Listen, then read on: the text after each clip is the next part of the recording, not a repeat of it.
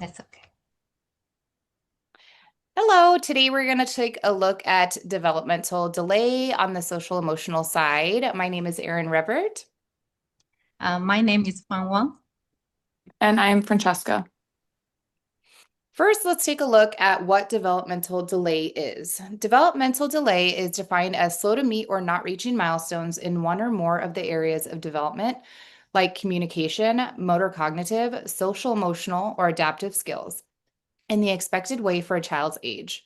The child's slow development may not be associated with a condition or specific diagnosis. Under IDEA, a child with developmental delay may be eligible to receive early intervention or special education and related services if they meet certain federal and state criteria. Developmental delay can be seen very early on when children aren't hitting milestones in communication, the way they think or learn, or how they interact with others. While these children may eventually reach milestones, it will be much later on in life. There's usually one area in where there is a much greater limitation in gross motor skills development, fine motor skills development, cognitive development, social and emotional development, or speech and language development. Students who are diagnosed with developmental delay due to social and emotional needs can be seen by being withdrawn, have difficulty managing emotion, difficulty coping with change, inappropriate emotions, difficulty interacting with their peers, difficulty reading social cues, regressive behaviors, difficult transitions, and short attention span or lack of focus. There are specific laws that are particularly related to developmental delay. We have the Individuals with Disability Act, which is IDEA.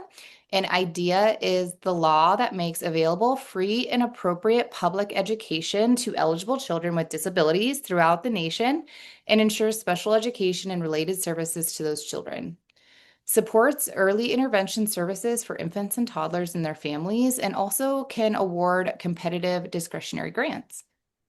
The next law is Developmental Disabilities Assistance Bill of Rights Act, the DD Act. DD Act is the federal law that supports people with developmental disabilities and their families. It ensures that individuals with developmental disabilities have equal rights and opportunities to participate in their communities. The DD Act values community integration, self-determination, empowering those with disabilities, and family support, providing resources and assistance to families who care for those with developmental disabilities. And then there's Section 504. And Section 504 is a federal law that prohibits any entity that receives federal assistance from discriminating against people with disabilities. Further clarified, a person with a disability is a person with a physical or mental impairment that substantially limits a major life activity. And on this next slide, we have a short video on diagnosing developmental delay.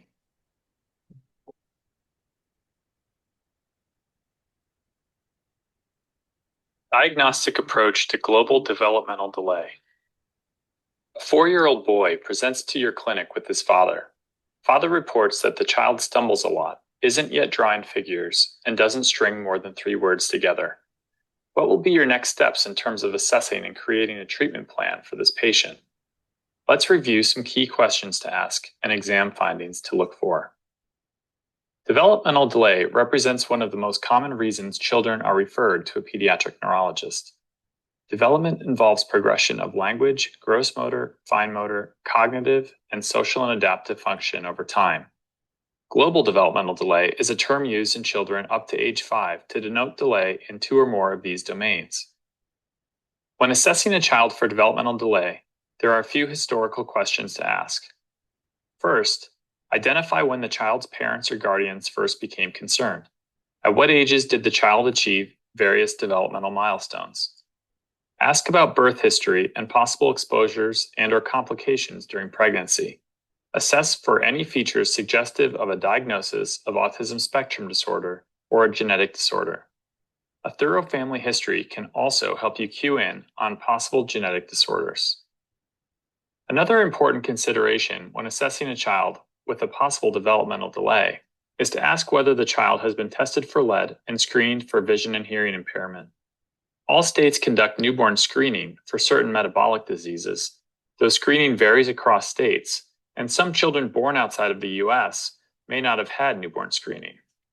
Additionally, early hand preference and history of seizures may suggest central nervous system injury or malformation. On physical exam, look for dysmorphic features, organomegaly, and neurocutaneous stigmata.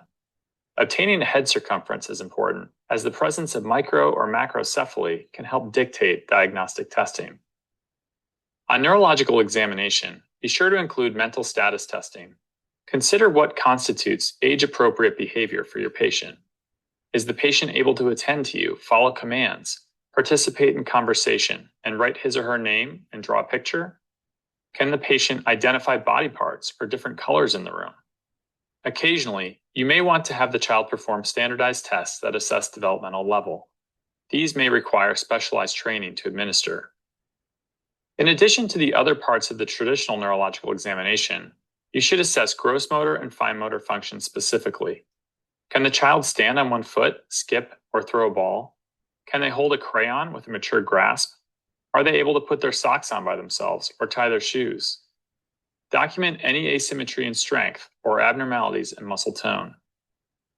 After completion of the history taking and exam, the diagnostic approach to global developmental delay varies based on the information you have gathered. If a specific genetic diagnosis, such as Fragile X or Prader-Willi syndrome, is suspected, targeted testing is appropriate. A broad genetic test known as a chromosomal microarray is typically considered early on, as is biochemical testing to evaluate for inborn errors of metabolism. A 2021 practice guideline from the American College of Medical Genetics and Genomics suggests whole exome sequencing as an alternative first-line test. Brain MRI or EEG may also be considered depending on your findings. Returning to our case, no specific diagnosis was apparent after the history and physical exam. A chromosomal microarray revealed a microdeletion in 15q133 region, which is associated with global developmental delay, an increased risk of epilepsy, and psychiatric disorders. For more information on developmental delay, including practice guidelines on ordering testing, please see the course resources. Okay, great. Now we're gonna go ahead and move on.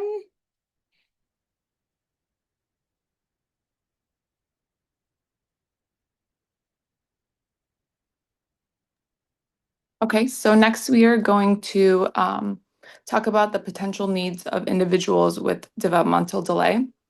And I'll start with social needs. Social needs would be difficulty understanding social rules and cues. Specifically, that would be maybe not having like a space boundary. They might be not like when people come up to them, or they could get in someone's face and not know the social cue of the other person not understanding it. Another one would be delayed communication skills, which may limit peer interactions. That can start from about 2, and they can be verbal. They can say dada, mama, but then it could stop there. And then they could also get to the age where they're 5, 6, or 7 and still have not a single word. It's just noise. And then another social need would be the risk of social isolation or bullying without support. This would be more, the social need would be more of, it seems, with the developmental delay that they will isolate themselves, and sometimes people will think that they just want to be by themselves, but they don't have that support. So that's something that they would need, and teaching them how to be okay in a social situation. With emotional needs, it would be increased frustration due to communication or task challenges. So emotionally, if they can't communicate, they could typically have a tantrum or a breakdown depending on the age. Another emotional need would be need for structure routines to reduce anxiety. A lot of times, having them be structured on what their daily tasks are is extremely helpful, so they know what's coming next. Another emotional need would be low self-esteem or dependence on adults for emotional regulation. So the emotional need here is them knowing that they need an adult to help them, and sometimes they want to do something on their own and they can't. So emotionally, that is another trigger for a tantrum. So needs of students with developmental delay. So this would be more in like a class setting or group setting. Social needs would be opportunities for peer interaction with structured guidance. Inclusion in group activities with scaffolding, and then explicit teaching of social cues and behaviors. So when you're in a group setting or in a classroom, there's a lot of opportunity for social interaction, and this could trigger. So a lot of times there's extra help in special classrooms to help any of those children regulate that social anxiety of overstimulation. Emotional needs is consistent routines and transitions, positive reinforcement and encouragement, and then support to build self-esteem and reduce frustration. We also added physical needs between both of them. And so there would be delayed fine and gross motor development, and that's difficulty with tasks like writing, walking, or self-care, need for adaptive equipment or assistive technology, fatigue or poor muscle tone impacting classroom participation. More than likely, these are noticed at a young age. So you'll see that they walk later than a typical child.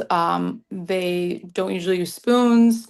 They don't attempt putting a shoe on or trying to take off their clothes. So this is present and definitely needs support. And then in a classroom, it could be motor skill support like fine and gross motor delays, same thing, assistance with daily routines or physical tasks, feeding, or even potty training. And then access to occupational and physical therapy is something that would is essential for this. And those go hand in hand with helping out with social and emotional needs.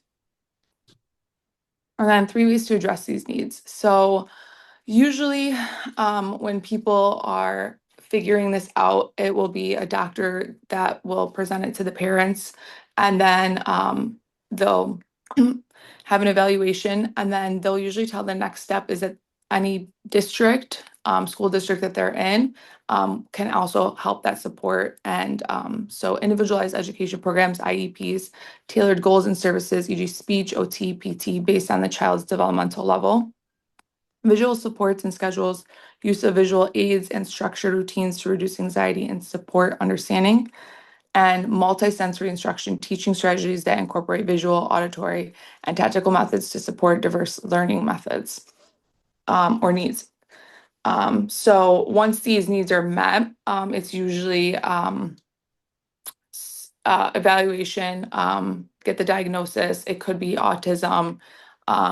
It could be something a little bit different than that. Developmental delay can go kind of like a long spectrum.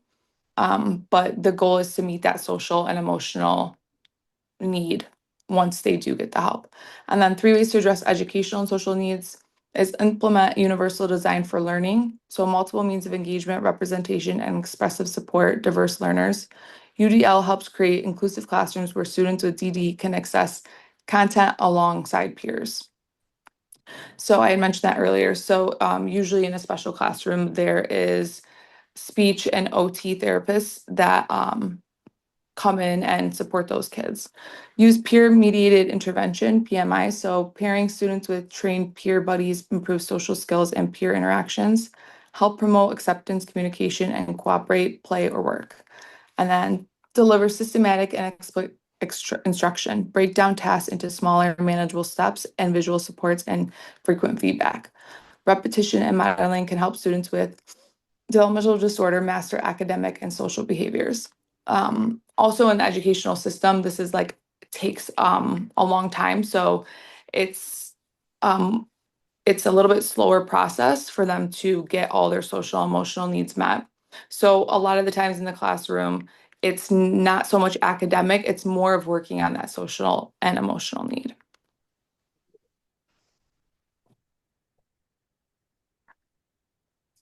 And then 3 ways to to promote inclusion in the general education setting. So co-teaching models, special educators collaborate with general educators to support students in inclusive classrooms, incorporate tools like visual schedules, first then boards, and tradition cues in the classroom to help students follow instructions and reduce anxiety. So having that set support helps that emotional and social need when they start to become uncomfortable. And then there's a peer buddy system, assigning classmates as peer buddies to foster social connections and inclusion, pair students with trained peer buddies, or use social skill groups during class. This encourages friendships, improves communication, and fosters a sense of belonging. And then differentiated instruction, modify content, process, and product based on students' readiness levels and learning profiles, incorporate tools like visual schedules, first then boards, and tradition cues in the classroom to help students follow instructions and reduce anxiety.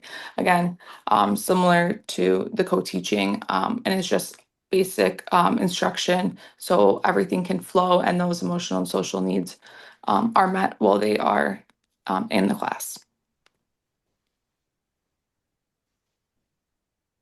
Here are 3 community resources. I added links behind each title. The first one is Parent to Parent. The webpage is about developmental delay diagnosis and prognosis, provides clear, supportive information for families navigating a developmental delay diagnosis. Also, the page also includes helpful guidance on early interventions and where to find further support.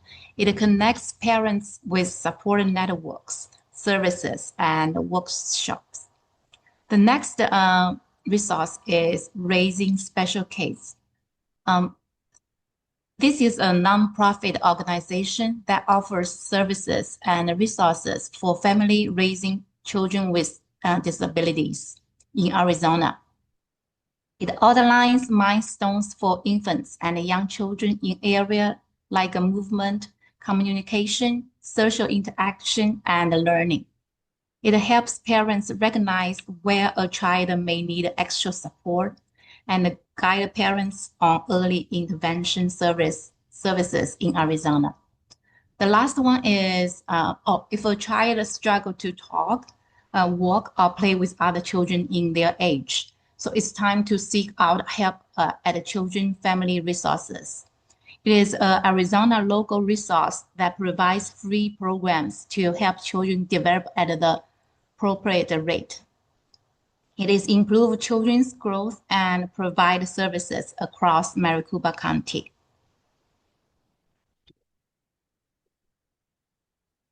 Here are 3 strategies resources.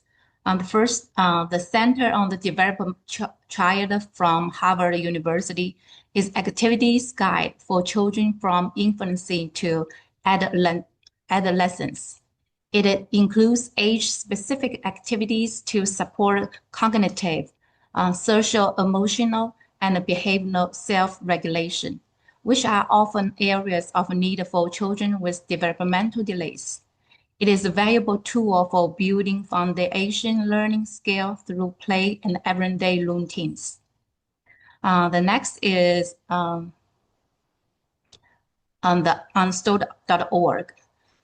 This website offers 3 ways to help a child with developmental delays. It's also very practical, easy to implement strategy for parents and educators. Those 3 strategies, fostering learning through everyday routines and enhancing communication with visuals and clear prompts. The last one is called scale point therapy. It provides 6 research-backed strategies that ensure consistency and engagement for developmental delay children. 6 strategies includes using visual cue and picture schedules for clear instructions and minimize behavior challenges, structuring routine with visual timers to support smooth transition, incorporating play-based learning to develop motor, social, and cognitive skills, and emphasizing early interventions and parental involvement.